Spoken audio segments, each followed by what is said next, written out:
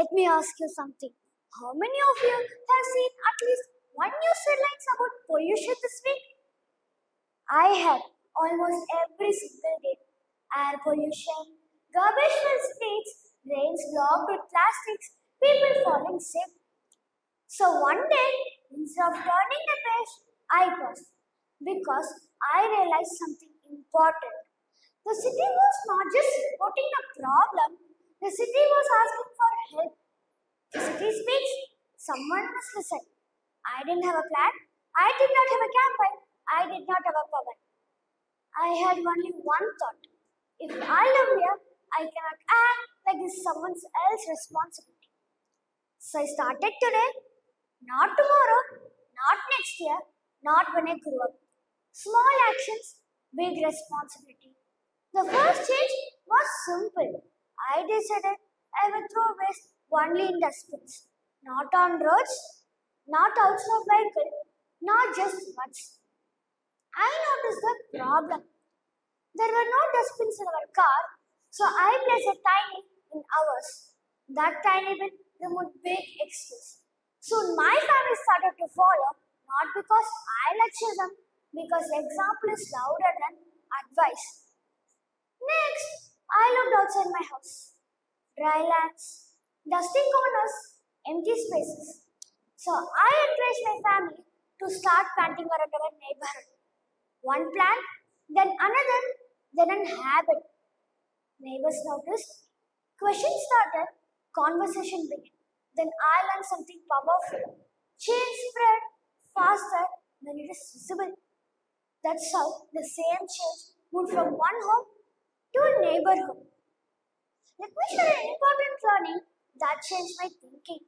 During our school expo on sustainable development goals, I learned about waste management. For the first time, I understood waste is not useless, it is mismanaged. Later on a farm visit, I learned how to make jivamrita, a natural fertilizer made from organic waste. That moment changed me because I realized what we throw today decides how the earth lives tomorrow. So I want to change my home into a new home. That took responsibility. We started composting at our home using vegetable peels, fruit waste, dry leaves. At first it felt strange, but later it felt meaningful. Our plants became healthier, our waste reduced, and our home stopped adding to the city's problem. Then I felt something new. Peace, because our home was no longer waiting for a city to clean up after us. Let me share a truth that we all don't like to accept. The truth we all need to hear, the city is not polluted by someone else. It is polluted by daily habits. But here is a hope. If habits create the problem, habits can also create the solution. At first, I used to think I'm just helping the environment. But slowly, I understood something simple and surprising. I was not only changing my surroundings were changing me. So I became more aware, more hopeful, more responsible. Earlier, I used to think one problem is huge for one person. Pollution is huge, climate change is global, waste is everywhere. But I understood something simple and powerful. Big problems don't start big, they start small. Due to one careless habit, one plastic wrapper, one ignore responsibility. Let me show you something. This jar is our city. Looks clean, right? One person's habit, small, ignorable, harmless. Another person, another habit, still not serious. One plastic wrapper, one straw, one spoon. Not a single person polluted. Everyone did a little. Now watch this carefully. If one person can add waste, one person can remove it. If everyone removes just once, the change begins. If small actions can create big problems, small actions can also create big solutions. This thought gave me confidence.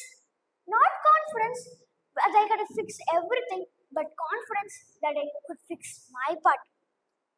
If each of us fixes our part, the world fixes itself. So I don't want you to remember my story. I want you to remember one question. If every person behaved exactly like me today, how the world would look like tomorrow? It would be cleaner, healthier, kinder, greener, or would it stay the same? Because the future is not built by theories, it is built by habits. So, what's the solution? Let me break down five simple things that you can start doing from today. Not tomorrow, today. First, don't throw waste outside the dustbin, even if no one is watching. Second, place a small dustbin in your car or bag because convenience builds discipline. Third, talk about it because change begins with conversation, not instructions. Fourth, plant something. Anything. A tree, a herb, a sapling. Last but not the least, separate dry waste in your home. This one step make composting very easy. We often say someone should do something, but the truth is someone is you, someone is me, someone is today. You don't need permission. You don't need a title. You don't need to wait. The moment you change one habit, your home changes, your street changes, your city begins to change. So when you walk out of this hall, don't just clap, act, choose, begin. The future is not waiting for the leaders. The future is waiting for the citizens who decide to be the change today. Thank you.